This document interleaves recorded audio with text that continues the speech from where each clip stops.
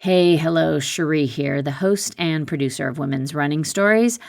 And before we get going, I just want to acknowledge that women need pockets, especially us women who run. And that is exactly why Oiselle designed the pocket jogger tights and shorts. They have 7 pockets total, including a rear zip pocket, 2 large side pockets, and mesh pockets at the waist, so you can bring everything you need with you on every run. The fabric is soft and compressive enough, but not too compressive. And like all Oiselle products, they just look nice. And these pieces last forever. And I know firsthand because I have several pairs of the shorts and I have the tights in various lengths, and they really are just fantastic. I even wear them out in my day-to-day life when I'm not running. So check out the pocket jogger tights and shorts at oiselle.com. That is OISELLE.com. The apparel company created by women, for women, and rooted in running. Again, that's oiselle.com. You are listening to Women's Running Stories, where exceptional women runners share inspirational stories about their running experiences. I feel like I'm in a really good spot, and mentally I'm in a really good spot. I mean, in the last couple years, I thought a lot about stopping. I thought, I don't know why I'm doing this to myself. I feel like I'm kind of torturing myself just thinking that I can get back, and I'm not going to be the same athlete that I once was. And one of my old teammates on Little Wing Squad said that, and this stuck with me, that thank you, Carrie Mack, that comparison is the thief of joy. And I think even comparison to yourself and a past self can also be the thief of joy. So I'm trying not to think about what Rebecca in 2021 did and think about what Rebecca in 2024 is capable of. And that feels exciting. Well, hello, my name is Rebecca Mehra. I'm a professional middle distance runner for Oiselle and Little Wing Athletics, my club. I am also a public policy professional and enthusiast and a cat mom.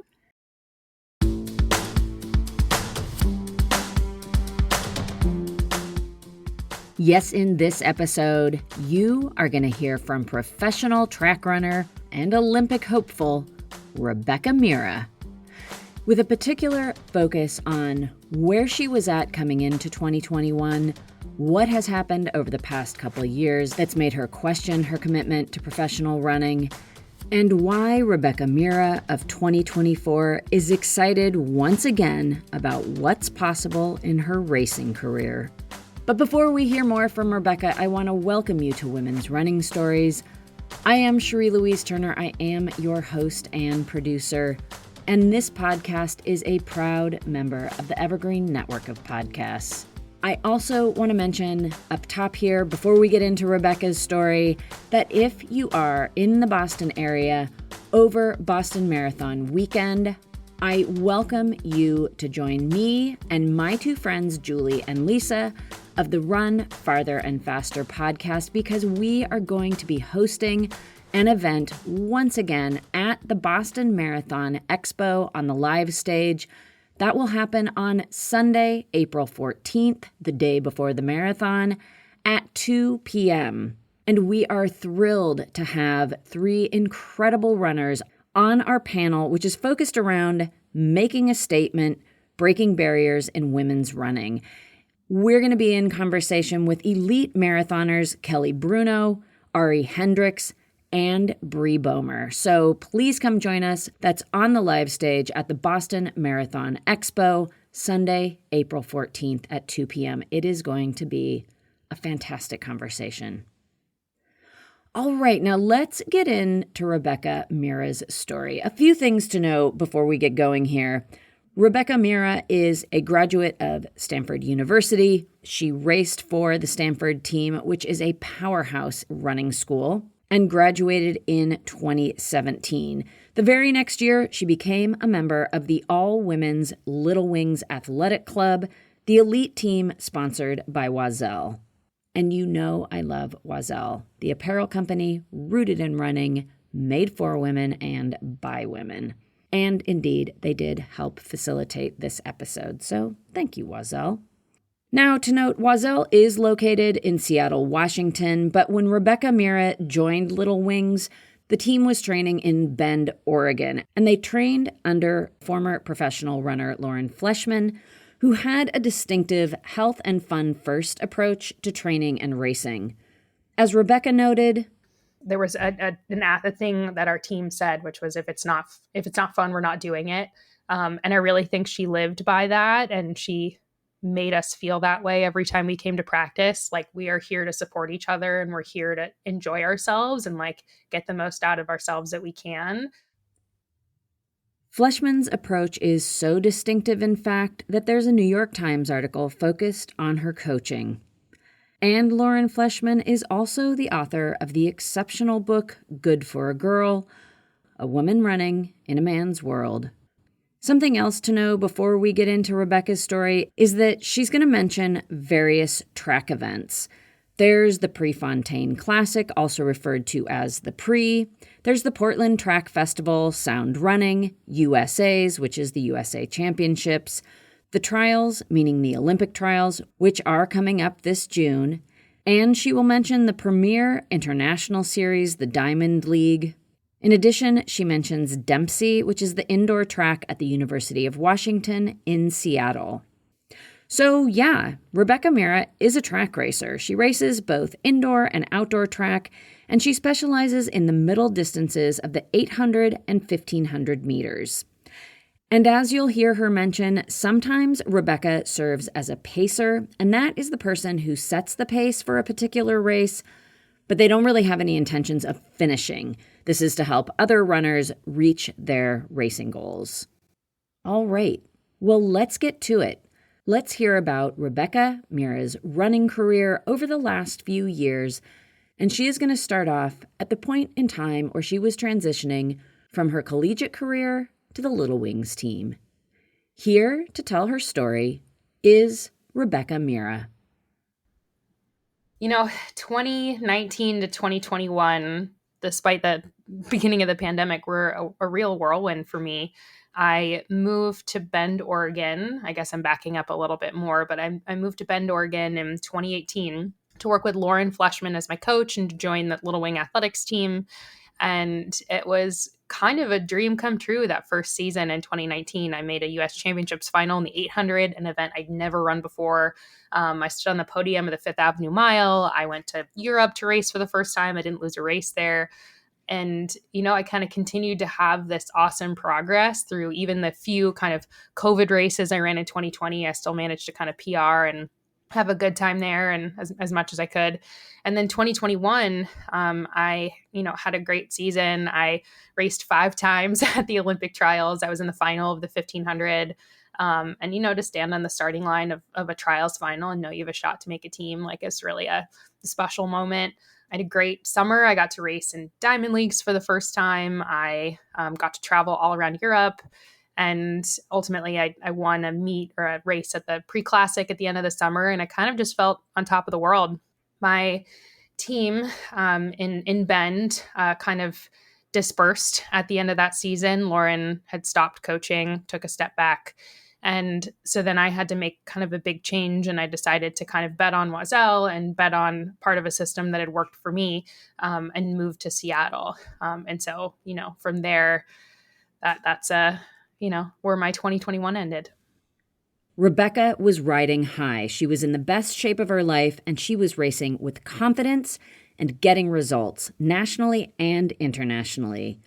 And people were taking notice that Rebecca Mehra's star was on the rise. But then things began to shift. I feel almost a little silly trying to list the injuries and the sicknesses I've had over the last couple of years, because there've just been so many frustrating roadblocks. I guess I was in really good shape in the fall of 21. I ran a road 5K PR, ran really well at a road 5K in Memphis. And then I went to go run my first indoor meet of the season at the Dempsey. I won the 3K, which was really not my favorite event, but I was very excited with myself. I went back to pace the mile and I pulled my hamstring, which turned out to be like an 8-week injury. Like I was able to jog after a couple of weeks, but I certainly couldn't work out for a while. And I certainly could not run fast on it. So that was kind of the first of the a series of unfortunate events, I guess I'll say, because I kind of came back. I went to training camp that spring. I was starting to get in really good shape, and I got COVID, and I didn't know that I had COVID. I just kind of felt like a little off and sick, and then realized a lot of people around me had gotten sick too. And I think, I don't know if it was just the strain at the time, bad luck, or trying to run through it when I didn't know I had it, but it really kind of put me in a bad spot come time May, June, trying to race Portland Track Festival and race before USA's. I just didn't feel like myself at all. I felt actually really lucky that there was a whole community of athletes that also were struggling with some long COVID problems. And so I felt really supported by that, actually, that I wasn't alone. So then I kind of ended my season there after USA's because I needed to recover. Took some time. I visited family out of the country. I coached at a high school running camp, which was really fun. I kind of just needed to reconnect back to why I love the sport. So I came back in 2022 fall to train for 2023 season. And I had a little bit of a foot issue, which was frustrating, some post-tib problems, which is something I think a lot of runners have dealt with at various times. So that was a little hard through the fall. But then I went to Australia, which was amazing, like trip of a lifetime. I went and I raced and trained, and I was starting to build my confidence back. I was struggling. I had a really bad 800 race, which I'm even hesitant to talk about, but I ran 207 in my first 800. And I thought, wow, I'm just never going to be myself again.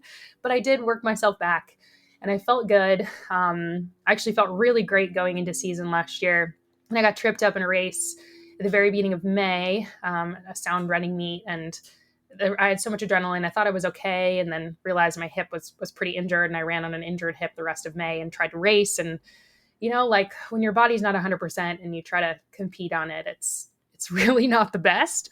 But I tried, and later realized I had a labral tear in my hip, which I was really nervous would not be something that I could get to go away on its own. Like the term surgery was thrown around, and PRP, and lots of time off. And so I took a few weeks off, and I thought, okay, I'll cross train. Maybe I can still kind of qualify for USA's. And then I got COVID really bad the week before USA's again. And that one, I was really sick. The second day I had it, I passed out going to the bathroom, and I had almost 105 fever, nearly needed to go to the hospital. It was bad. So yeah, I was like, okay, well, I think this is just a sign. I'm not only dealing with a hip injury, but now I've just gotten really sick. I think I just need to end my season again. And that was right before USA's. So it was, really frustrating. And again, I spent the rest of my summer, which was meant to be the time in which I get to reap the rewards of working hard all year and get to race and have fun and run fast. And I was again, all of July, I was not running. Actually, I did a lot of walking, I live close to Green Lake, so it's a really nice walking, running loop here in Seattle. And I would go walk and try to get tan and listen to audiobooks. Actually, my favorite one, probably favorite memoir I've read in a long time, is Huma Abedin's Both And. If you need a book recommendation, it was amazing. But then, yeah, I kind of built myself back up. I got married in October. I just had a lot of life stuff going on, and started kind of writing my own training in the last 6 months, and got myself back to a good place. And, that's kind of where I'm at now. Rebecca has worked herself back to a healthy state. And it's been a process full of questioning, reflection, learning, and determination. I had a lot of really bad days. In fact, over summer of 22 and summer of last year, I thought maybe I should stop running. I should stop trying to do this on an elite level. This is my body and the universe trying to tell me this is not for me anymore. So I took, both summers in different ways. I took a lot of time away from running in the sport. I physically could not run for 2 months this past summer, which was more than the previous summer. And so I thought, I'm just going to turn my focus to other things. And this past summer, the big distraction was planning my wedding. So that was helpful, just to have other life things going on. But I think the biggest thing, and I've actually talked about this a lot, I coach high school So I've talked about it with my high school kids, and then also, with other groups of middle school and high schoolers and college athletes is I journal. I keep an injury journal, which sounds rather depressing, but it's a really great tool to, one, like just get your thoughts on paper, and two, be able to kind of track your progress and be able to, if you're having a frustrating day, be able to read back on what you did a month ago and go, wow, like I made progress. And I think it's very human to want to make progress really quickly or want to be back to quote unquote where you used to be or who you used to be. And I think that is has been a really good tool for me to stay in the present and also be grateful for the little kind of baby steps. So yeah, my injury journal. And then, yeah, just honestly giving myself space, like doing other things. I spent a lot of the last couple of summers, like going to, friends and family weddings. And I went to a high school running camp. And, this past summer my grandmother wasn't doing well, and I went to Switzerland. I spent a couple weeks there and where she lived. And yeah, I think just being able to turn off my track brain can help heal your track brain quite a lot.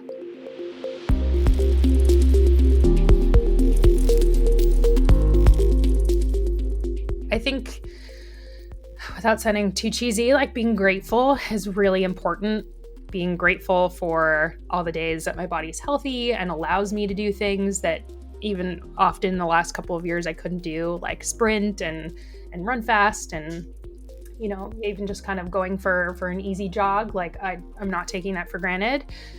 And I think something else I realized I really needed to do was change my process. Track and field is inherently results oriented. Like we all think about how fast we're running, how fast we need to run to qualify for trials, how fast we need to run the Olympic standard, etc. And it's all measured by numbers. And I think it's so easy to get really focused on the times and the numbers. And I really needed to bring myself back to being process oriented and enjoying what I'm doing every day. And knowing that, clearly in the last couple of years, I couldn't really choose or determine what the result was going to be in the end. But I knew that I could make changes to make the day-to-day more enjoyable, that even if catastrophe hits in the 11th hour and I can't run at the trials or, whatever, I can't qualify, whatever happens, I made the choices to enjoy what I was doing on a daily basis. So I'm in like a different training situation than I was in the last couple of years. And there were a lot of amazing pieces to my training situation prior to this. And I had a lot of freedom and, I got to do things like go to Australia, but also I realized I needed team again. I needed to feel like I had purpose in helping other people, also with their journey. And yeah, I think the best part of the sport for me, and now the couple of decades that I've been in it, are the people and the human connection. So I wanted to really make sure that I put that on a pedestal.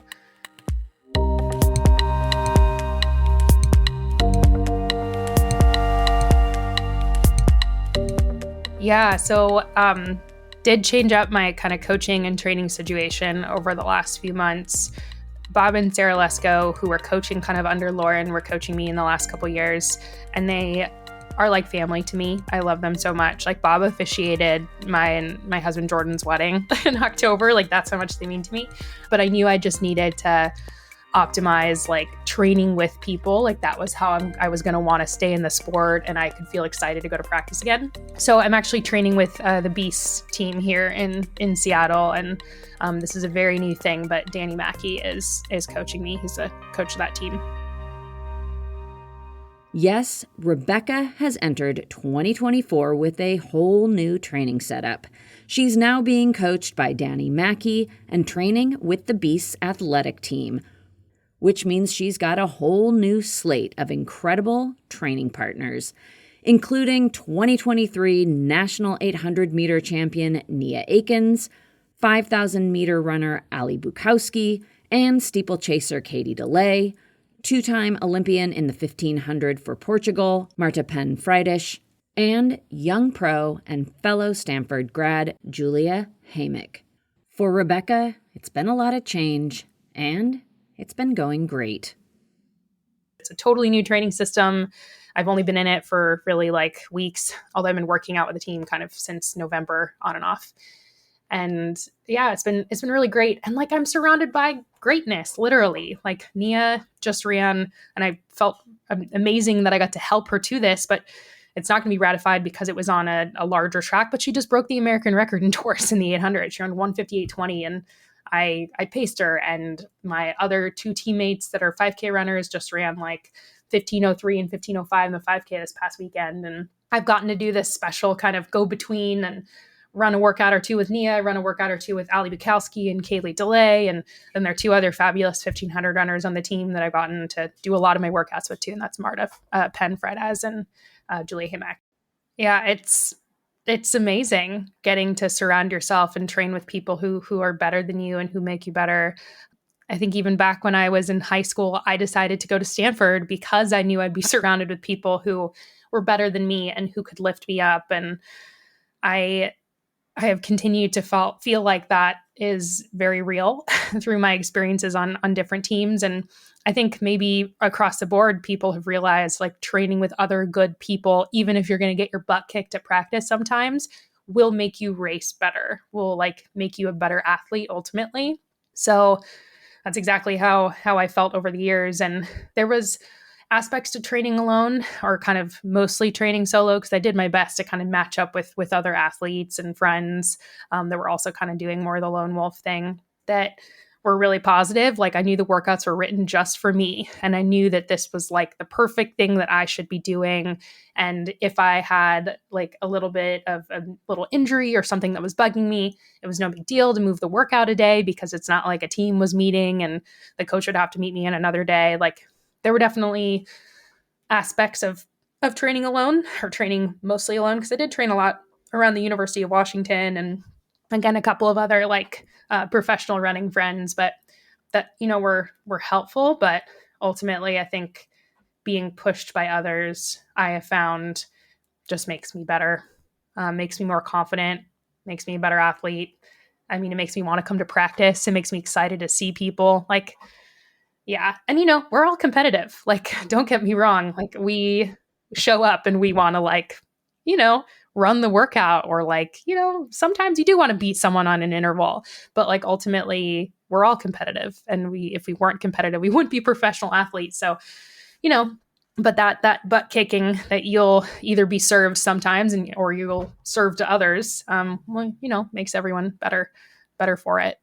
And like, if it weren't for them, I would not have been able to do a lot of the workouts that I did, especially over the last 6 weeks. Like, really hard workouts by yourself are even harder because you're by yourself, and just having others around you who are like in the hurt locker and doing the workout. And, we get to trade who's leading the intervals. Like that makes a huge, huge difference.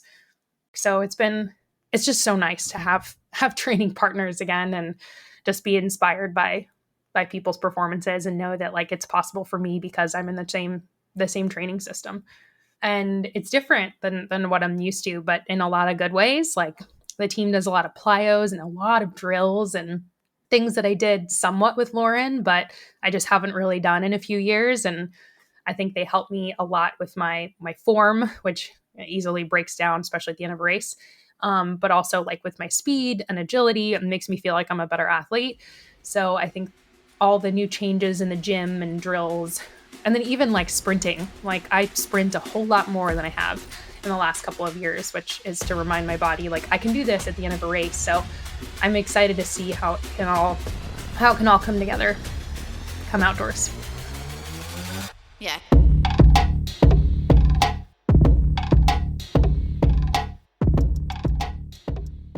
I'm going to run a combination of 800s and 1500s this outdoor season. At least that's my plan. I'm going to see where I land. I'm hoping to qualify for the trials in both events. I'm not sure that I'll run both events, but I'm definitely open to it. I saw in the Olympic trials calendar that the 800 this year is before the 15. I'm probably a better 1500 runner than 800 runner, but I'm open to anything really. And I had such an amazing experience running both events at the trials 3 years ago that I'd be open to doing it again if I can qualify. But yeah, I mean, I'm on the road back to health and back to fitness. And I definitely am in a spot where like 3 years ago, I already had my qualifying time going into the season. And like, I have that on my head right now, that in my shoulders, I guess I should say, that I need to go qualify. But I know I can do it. I'm going to race a little bit more than maybe most people would through kind of April, May, June in order to make sure I do that. But that's my plan. I'm planning to open at Brian Clay in mid-April. Yes, so Rebecca is going to start her outdoor season at the Brian Clay Invitational Track Meet, which takes place April 12th through the 14th in Southern California. This will begin her first order of business, meeting the qualifying times so that she can race at the upcoming Olympic trials happening at the end of June in Eugene, Oregon. And indeed, she will focus on the 800 and the 1500 meter events, which each offer up their own unique attributes. They are different, but definitely related. I think a lot of people like to say that the 800 is the hardest event, if not one of the hardest events in track and field. I think the longer distance the event, the harder that it is because you have more time to think. Like in an 800, you basically have time to make one decision, and it's at 300 to go when people start to fall apart and someone's moving and other people are moving backwards. It's to make the decision to move forward, or really to just kind of continue to run the pace you're running, because you don't really, most people don't run faster in the last 300 of an 800. They just keep their pace. So yeah, I've always thought that the 800, it stings, and it stings pretty immediately. Like, you're sprinting the entire time, but there's not a lot of time to mentally check out, and you have to be super on mentally the whole time. But I'm not bothered by that. It's only 2 minutes. I think the 1500, I have found over so many years of running it, I've run so many more 15s than 8s. Like, I think I still have a lot to learn in the 800, to be honest. I really only started running it after college, and 2019 was the first time I ran an outdoor 800 in years, maybe even since high school. So the 1500 is kind of like an old friend / an old foe. It just depends on the day. But you do have to mentally check in for a lot longer. Like, I do find, especially the first couple of the year, you have to remind yourself every 100 meters after like 600 or 700 into the race that like you can do this, and to keep, stay with the pack. And I think there's a lot more patience in the 1500 that you need to have, because you need to really wait for the right time to go. And there's a lot more 1500 races I've been in where people kind of bide their time and then kick in the last 200, and you have to like be ready to go, but also weather the pain in the interim of whatever pace you're running. So yeah, I'd say that they're similar but different. I don't know which one I like better. I think in some ways I enjoy racing 800s more because I feel like I have so much more to learn and so much, more to go in the 800. But I do find I like to run a combination of the two because, they make me better at the other event. Like, running an 800 and running so fast makes the first 600 of a 1500 feel so slow the next time you run it, because in comparison. And vice versa, like being able to have such strong mental fortitude in the third lap of a 1500, like, makes the last 300 of an 800 feel like, this is not a big deal. Rebecca Mehra is ready to go into 2024 with renewed health and fitness, a new coach, new training partners, and the wisdom she has gained over the past 2 years. I think a long time ago I realized all you can really control are your effort and your attitude. And so that's what I do. And oftentimes, like, for whatever reason, it's your fitness or something else happens in the race. Like, you can't control everything, and that's just how it is. Sometimes you get stepped on and like you rip your spike open and you need to go to urgent care afterwards to get your foot looked at. And then sometimes it'll all come together when you put in the effort and give yourself a shot. And like, that's what, I'm doing this for, is to see like, one day it's going to click. And I know that happens because it's happened for me many times. And yes, not a whole lot in the last 2 years, but I still have faith that like that can happen and it is possible. And I've seen like flecks of kind of greatness and success again in the last like few weeks, especially. So I'm excited. I mean, it's a really special thing when everything comes together. It's like addicting to feel the excitement of like, I worked my butt off And I kept showing up even when it wasn't good. And then one day it's great. And then another day it's great. And that is kind of both the heartbreaking and the very exciting thing about track and field. So I'm still in it. I'm still in it to see if there are those great days. And I think that there can be. I think that I can run PRs, and I think I can make it back to a trials final and give myself a shot to make a team. And I guess maybe I wouldn't be doing that if I felt like that wasn't possible anymore. Like, your motivation and your confidence has to be there. My confidence was worn down quite a lot over the last couple of years, but I kind of slowly put the building blocks back together just by, running a little bit more, doing more workouts. I feel like I gain a lot of confidence from training with others. And I also have a really great therapist, which I should never, that's just been so helpful. I've been seeing her since 2020. So she kind of knows me and has seen the good and seen the bad. And I think, yeah, that's so helpful too, to have a good mental health professional in your life to help you through the bad.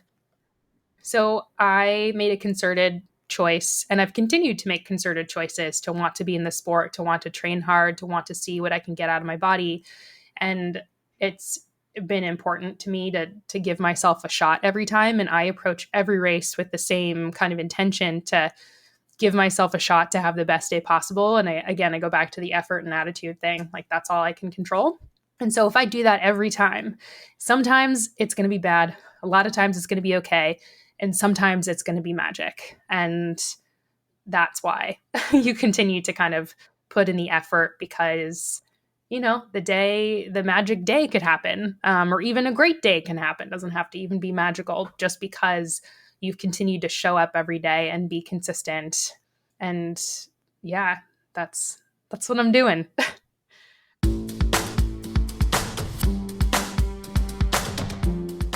That is what Rebecca Mehra is doing, and I, for one, am excited to cheer her on as we all look ahead toward the Olympic trials coming up this summer. Thank you so much, Rebecca, for coming on the podcast and sharing your story and your wisdom. I have been wanting to have Rebecca Mehra on the podcast for a long time, and the stars finally aligned to make that happen. And I know you, like me, will want to keep up with Rebecca Mehra, and I will provide links of how you can do that in the show notes. I'm also going to link to Oiselle, Rebecca's sponsor, and an apparel brand that I know and love. And I do want to mention they did help make this episode possible, and I want to give a special thank you to Justine Fedronic, Anna DeLucci, and Hannah Calvert. In the show notes, I will also include links to the memoir Rebecca mentioned, Yes and, by Huma Abedin, and I will link to the New York Times article about Lauren Fleshman's approach to coaching, as well as Fleshman's award-winning book, Good for a Girl, which I highly recommend. It's a good one. And that does bring us to the end of this episode. Thank you so much for listening. I always appreciate you being here. I am Cherie Louise Turner. I am the host and producer of Women's Running Stories. And until next Friday, I do wish you resilient, healthy, joyful strides forward. Women's Running.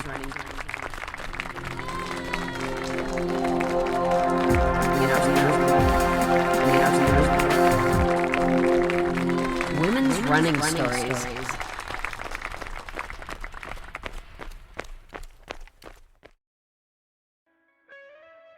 Hear Her Sports is a podcast for everyone who loves stories by and about women striving to improve and make a difference in their lives. I am your host, Elizabeth Emery, a former professional cyclist. In every episode, I introduce a female athlete or woman in the business of sport through a thoughtful conversation about who they are and the terrific work they're doing. My guests and I explore the glorious and frustrating issues in sports, history, equity, training, nutrition, and so much more. Join us for inspiration, for community, and for love of being a strong, athletic woman.